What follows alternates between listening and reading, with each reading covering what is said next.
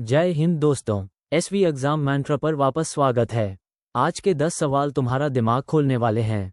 देखते हैं तुम में से कितने लोग आज इस भाई का चैलेंज पूरा कर पाते हैं। वीडियो लाइक करो, सब्सक्राइब करो और बेल आइकॉन जरूर दबाओ।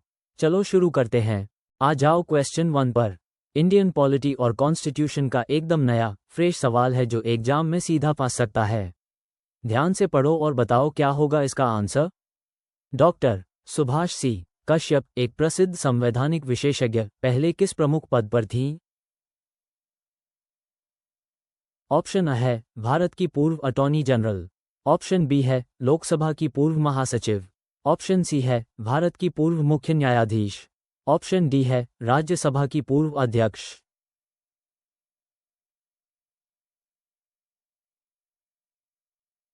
और सही जवाब है ऑप्शन B, जिसका भी सही हुआ पीठ थपथपा लो अपनी, बहुत सही जा रहे हो।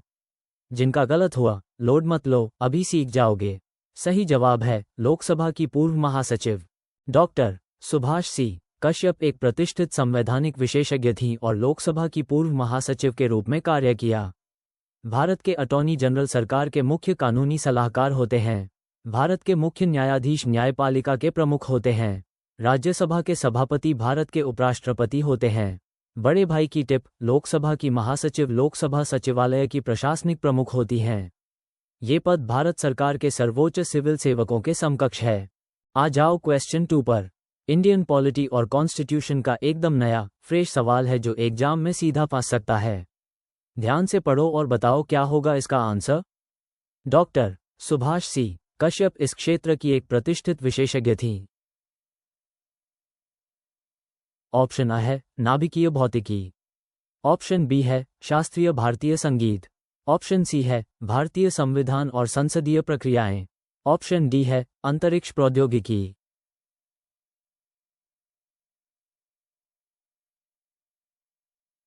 और सही जवाब है ऑप्शन C, जिसका भी सही हुआ पीठ थपथपा लो अपनी, बहुत सही जा रहे हो। जिनका गलत हुआ लोड मत लो, अभी सीख जाओगे। सही जवाब है भारतीय संविधान और संसदीय प्रक्रियाएं। डॉक्टर सुभाष सी कश्यप भारतीय संविधान और संसदीय प्रक्रियाओं की एक प्रसिद्ध प्राधिकारी थीं। विकल्प A, B और D अध्ययन या कला रूपों के असंबंधित क्षेत्रों का प्रतिनिधित्व करते हैं। परमाणु भौतिकी विज्ञान की एक शाखा है। शास्त्रीय भारतीय संगीत एक कला रूप है। अंतरिक्ष प्रौद्योगिकी एरोस्पेस इंजीनियरिंग से संबंधित है। बड़े भाई की टिप, डॉक्टर सुभाष सी कश्यप ने 7वीं, 8वीं और 9वीं लोकसभा के महासचिव के रूप में कार्य किया। उन्होंने भारतीय संविधान, संसदीय प्रथा और राजनीति पर कई मौलिक पुस्तकें और लेख लिखे। आ जाओ क्वेश्चन 3 पर। इंडियन पॉलिटी और कॉन्स्टिट्यूशन का एकदम नया फ्रेश सवाल है जो एग्जाम में सीधा पास सकता है। ध्यान से पढ़ो और बताओ क्या होगा इसका आंसर।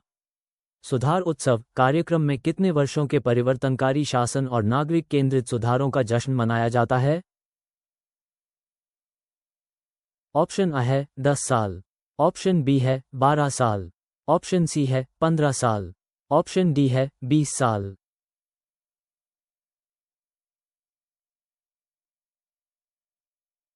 और सही जवाब है ऑप्शन B, जिसका भी सही हुआ पीठ थपथपा लो अपनी, बहुत सही जा रहे हो। जिनका गलत हुआ लोड मत लो, अभी सीख जाओगे। सही जवाब है 12 साल। सुधार उत्सव कार्यक्रम विशेष रूप से परिवर्तनकारी शासन और नागरिक केंद्रित सुधारों के 12 वर्ष पूरे होने का उत्सव है। इस उत्सव के लिए 10, 15 और 20 वर्ष के विकल्प गलत अवधि हैं। बड़े भाई की टिप, सुशासन के सिद्धांतों में पारदर्शिता, जवाबदेही, भागीदारी और लोक प्रशासन में तत्परता शामिल हैं। ये सुधार लोक सेवा वितरण को बेहतर बनाने और नागरिकों के कल्याण को बढ़ाने के लिए महत्वपूर्ण हैं। आ जाओ क्वेश्चन 4 पर। इंडियन पॉलिटी और कॉन्स्टिट्यूशन का एकदम नया फ्रेश सवाल है जो एग्जाम में सीधा पास सकता है। ध्यान से पढ़ो और बताओ क्या होगा इसका आंसर। लोकसभा के महासचिव की तटस्थता और परिचालन दक्षता को मुख्य रूप से कौन सी विशेषता सुनिश्चित करती है? ऑप्शन A है प्रधानमंत्री की सिफारिश पर राष्ट्रपति द्वारा उनकी नियुक्ति। ऑप्शन B है सचिवालय के गैर पक्षपातपूर्ण प्रशासनिक प्रमुख के रूप में उनकी स्थिति। ऑप्शन C है उनका कार्यकाल लोकसभा के जीवनकाल के साथ सह टर्मिनस होता है। ऑप्शन D है लोक लेखा समिति के प्रति उनकी जवाबदेही।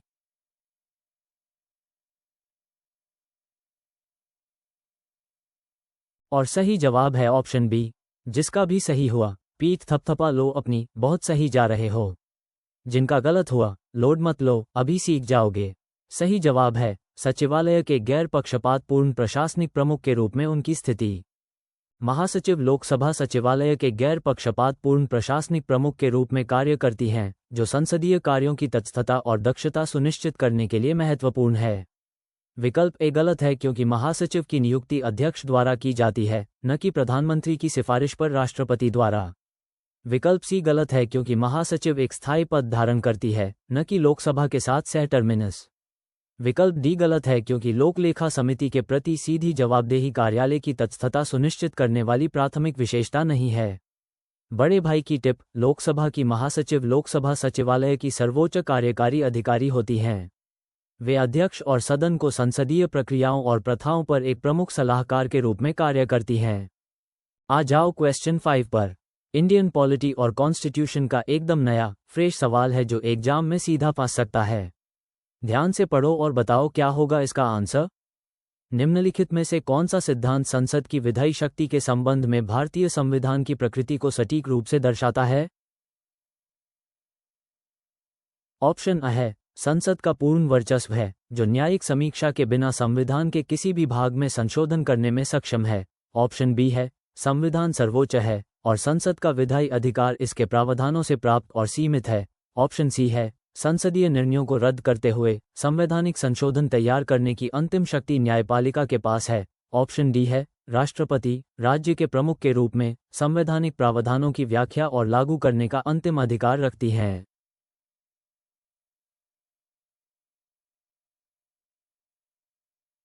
और सही जवाब है ऑप्शन बी, जिसका भी सही हुआ। पीठ थपथपा लो अपनी, बहुत सही जा रहे हो। जिनका गलत हुआ, लोड मत लो, अभी सीख जाओगे। सही जवाब है संविधान सर्वोच्च है और संसद का विधायी अधिकार इसके प्रावधानों से प्राप्त और सीमित है। भारत संवैधानिक सर्वोच्चता के सिद्धांत का पालन करता है, जिसका अर्थ है कि संविधान देश का सर्वोच्च कानून है और संसद सहित राज्य के सभी अंग अपनी शक्तियां इससे प्राप्त करते हैं और उसी से सीमित होते हैं। संविधान में संशोधन करने की संसद की शक्ति निरपेक्ष नहीं है और यह मूल संरचना सिद्धांत और न्यायिक समीक्षा के अधीन है।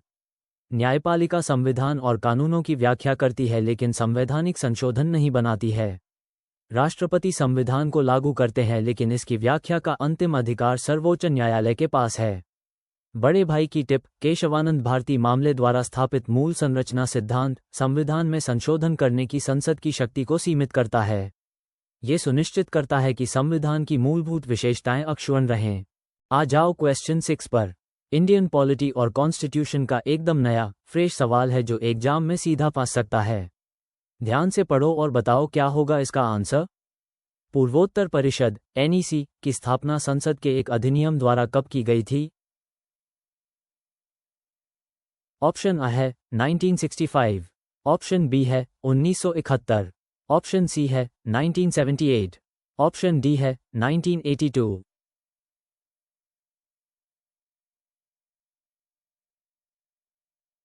और सही जवाब है ऑप्शन बी, जिसका भी सही हुआ। पीठ थपथपा लो अपनी, बहुत सही जा रहे हो। जिनका गलत हुआ, लोड मत लो, अभी सीख जाओगे। सही जवाब है 1971। पूर्वोत्तर परिषद (नॉर्थ ईस्टर्न काउंसिल) की स्थापना 1971 में संसद के एक अधिनियम द्वारा की गई थी। इससे 1971 ही इसकी स्थापना का सही वर्ष बनता है। 1965 गलत है क्योंकि उस वर्ष NEC की स्थापना नहीं हुई थी। 1978 गलत है क्योंकि यह NEC की स्थापना का वर्ष नहीं है। 1982 गलत है क्योंकि NEC की स्थापना इससे पहले हुई थी। बड़े भाई की टिप, पूर्वोत्तर परिषद (NEC) भारत के पूर्वोत्तर क्षेत्र के आर्थिक और सामाजिक विकास के लिए नोडल एजेंसी है। यह क्षेत्र के संतुलित विकास और देश के बाकी हिस्सों के साथ एकीकरण की दिशा में काम करती है। आ जाओ क्वेश्चन 7 पर।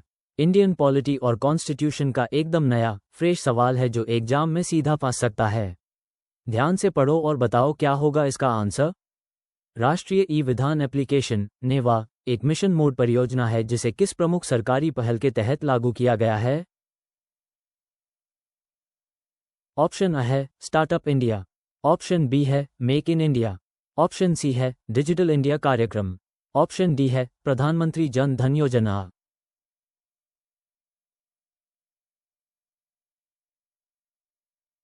और सही जवाब है ऑप्शन सी, जिसका भी सही हुआ पीठ थपथपा लो अपनी, बहुत सही जा रहे हो।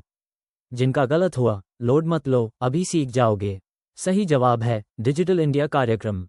राष्ट्रीय ई विधान एप्लीकेशन नेवा डिजिटल इंडिया कार्यक्रम के तहत एक मिशन मोड परियोजना है जिसका उद्देश्य विधायी प्रक्रियाओं का डिजिटलीकरण करना है। स्टार्टअप इंडिया उद्यमिता और नवाचार को बढ़ावा देने पर केंद्रित है। मेक इन इंडिया भारत में विनिर्माण और डिजाइन को बढ़ावा देने की पहल है। प्रधानमंत्री जन धन योजना वित्तीय समावेशन के लिए एक राष्ट्रीय मिशन है।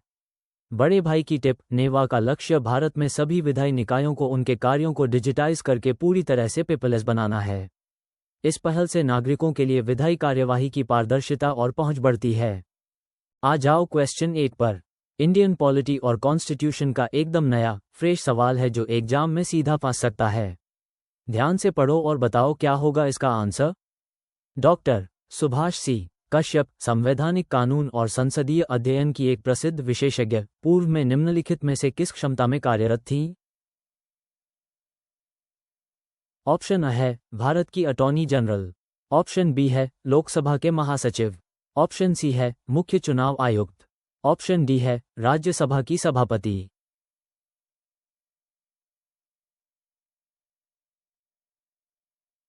और सही जवाब है ऑप्शन बी, जिसका भी सही हुआ पीठ थपथपा लो अपनी, बहुत सही जा रहे हो। जिनका गलत हुआ लोड मत लो, अभी सीख जाओगे। सही जवाब है लोकसभा के महासचिव। डॉक्टर सुभाष सी कश्यप भारतीय संसद में एक प्रमुख प्रशासनिक और सलाहकार भूमिका लोकसभा के पूर्व महासचिव थे। भारत के अटॉर्नी जनरल सरकार के मुख्य कानूनी सलाहकार होते हैं।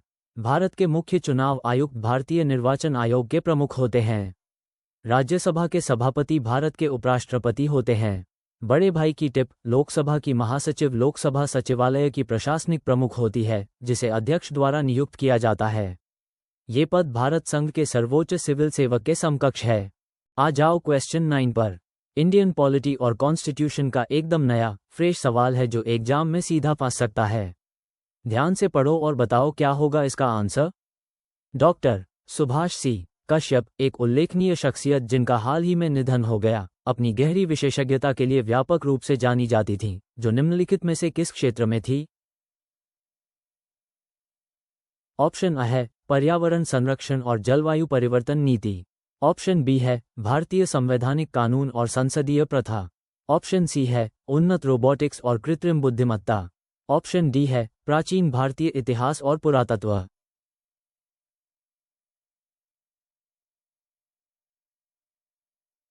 और सही जवाब है ऑप्शन बी, जिसका भी सही हुआ पीठ थपथपा लो अपनी, बहुत सही जा रहे हो। जिनका गलत हुआ लोड मत लो, अभी सीख जाओगे। सही जवाब है भारतीय संवैधानिक कानून और संसदीय प्रथा। सही उत्तर बी है क्योंकि डॉक्टर सुभाष सी कश्यप भारतीय संविधान और संसदीय प्रक्रियाओं की एक प्रसिद्ध प्राधिकारी थीं। उन्होंने इन विषयों पर कई आधिकारिक कार्य लिखे। विकल्प अ गलत है क्योंकि उनका प्राथमिक कार्य पर्यावरण नीति में नहीं था। विकल्प सी गलत है क्योंकि उनका क्षेत्र कानून और राजनीतिक विज्ञान था, प्रौद्योगिकी नहीं। विकल्प डी गलत है क्योंकि उनका मुख्य विद्वतापूर्ण ध्यान प्राचीन इतिहास या पुरातत्व नहीं था। बड़े भाई की टिप डॉक्टर सुभाष सी कश्यप ने 1984 से 1990 तक लोकसभा के महासचिव के रूप में कार्य किया। उन्हें सार्वजनिक मामलों में योगदान के लिए 2017 में पद्म भूषण से भी सम्मानित किया गया था। आ जाओ क्वेश्चन 10 पर। इंडियन पॉलिटी और कॉन्स्टिट्यूशन का एकदम नया फ्रेश सवाल है जो एग्जाम में सीधा पास सकता है। ध्यान से पढ़ो और बताओ क्या होगा इसका आंसर। भारतीय लोक प्रशासन के संदर्भ में सुधार उत्सव जैसी पहलों के प्राथमिक उद्देश्य का सबसे अच्छा वर्णन निम्नलिखित में से कौन सा है? ऑप्शन अ है राज्यों में स्वदेशी खेलों और पारंपरिक खेलों को बढ़ावा देना। ऑप्शन बी है नागरिक केंद्रित शासन में प्रगति का जश्न मनाना और उसका आकलन करना। ऑप्शन सी है ग्रामीण कृषि क्षेत्रों में प्रत्यक्ष विदेशी निवेश को प्रोत्साहित करने के लिए। ऑप्शन डी है राष्ट्रीय युवा नेतृत्व विकास शिविरों का आयोजन करना।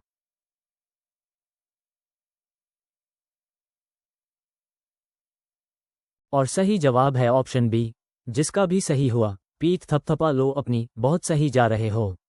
जिनका गलत हुआ लोड मत लो, अभी सीख जाओगे।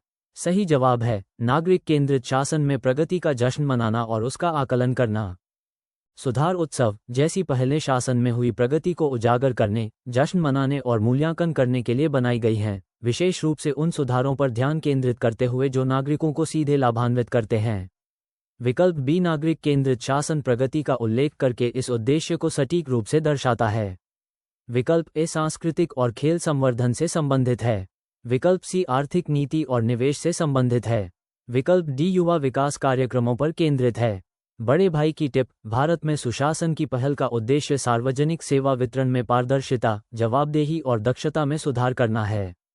न्यूनतम सरकार, अधिकतम शासन का सिद्धांत अक्सर इन प्रशासनिक सुधारों का मार्गदर्शन करता है। चलो, अब टाइम आ गया है सुपर फास्ट रिवीजन का। पलक झपकाए बिना देखो, पहले 5 फैक्ट्स दिमाग में फिट करते हैं। 1. डॉक्टर सुभाष सी कश्यप एक प्रसिद्ध संवैधानिक विशेषज्ञ पहले किस प्रमुख पद पर थी? आंसर, लोकसभा की पूर्व महासचिव। 2. डॉक्टर सुभाष सी कश्यप इस क्षेत्र की एक प्रतिष्ठित विशेषज्ञ थी। आंसर, भारतीय संविधान और संसदीय प्रक्रियाएं। 3. सुधार उत्सव कार्यक्रम में कितने वर्षों के परिवर्तनकारी शासन और नागरिक केंद्रित सुधारों का जश्न मनाया जाता है? आंसर, 12 साल। 4. लोकसभा के महासचिव की तत्स्थता और परिचालन दक्षता को मुख्य रूप से कौन सी विशेषता सुनिश्चित करती है? आंसर, सचिवालय के गैर पक्षपातपूर्ण प्रशासनिक प्रमुख के रूप में उनकी स्थिति। 5. निम्नलिखित में से कौन सा सिद्धांत संसद की विधायी शक्ति के संबंध में भारतीय संविधान की प्रकृति को सटीक रूप से दर्शाता है? आंसर, संविधान सर्वोच्च है और संसद का विधायी अधिकार इसके प्रावधानों से प्राप्त और सीमित है। रिवीजन जारी है। पार्ट 2/2 फैक्ट 6 से 10 तक दिमाग में फिट करो। 6. पूर्वोत्तर परिषद (NEC) की स्थापना संसद के एक अधिनियम द्वारा कब की गई थी? आंसर, 1971। 7. राष्ट्रीय ई-विधान एप्लीकेशन (नेवा) एक मिशन मोड परियोजना है जिसे किस प्रमुख सरकारी पहल के तहत लागू किया गया है? आंसर, डिजिटल इंडिया कार्यक्रम। 8. डॉक्टर सुभाष सी कश्यप संवैधानिक कानून और संसदीय अध्ययन की एक प्रसिद्ध विशेषज्ञ पूर्व में निम्नलिखित में से किस क्षमता में कार्यरत थी? आंसर, लोकसभा के महासचिव। 9. डॉक्टर सुभाष सी कश्यप एक उल्लेखनीय शख्सियत जिनका हाल ही में निधन हो गया, अपनी गहरी विशेषज्ञता के लिए व्यापक रूप से जानी जाती थी, जो निम्नलिखित में से किस क्षेत्र में थी? आंसर, भारतीय संवैधानिक कानून और संसदीय प्रथा। 10. भारतीय लोक प्रशासन के संदर्भ में सुधार उत्सव जैसी पहलों के प्राथमिक उद्देश्य का सबसे अच्छा वर्णन निम्नलिखित में से कौन सा है? आंसर, नागरिक केंद्रित शासन में प्रगति का जश्न मनाना और उसका आकलन करना। ये सभी फैक्ट्स याद रखो, एग्जाम में पक्का काम आएंगे। तो भाई, आज का स्कोर क्या रहा? नीचे कमेंट बॉक्स में वीकली टेस्ट लिखो, टेस्ट का लिंक लो और अपनी असली रैंक चेक करो। PDF डाउनलोड करने के लिए डिस्क्रिप्शन में लिंक है और टेलीग्राम ज्वाइन करो डेली फ्री PDF के लिए। कल फिर मिलेंगे, रुकना नहीं है, पढ़ते रहो।